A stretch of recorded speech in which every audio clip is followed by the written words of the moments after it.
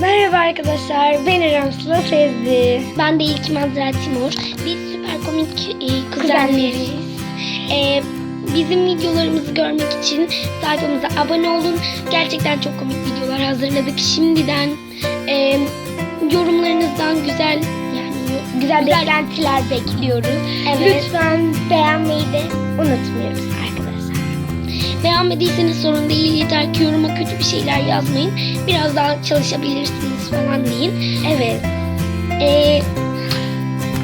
Arkadaşlar bu arada ben Oyun Kralı Sıla'da kankam olduğu için onun videosunda çıkmıştım.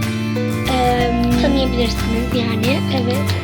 Neden iki kanal açtın derseniz bu ikimizin kanalı. O yüzden. Evet, bugün bu kadar.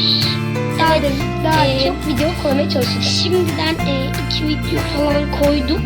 Tanıtım videosunu izleyenler diğer videolarımıza bakabilir. Kesinlikle bakmayı unutmayın.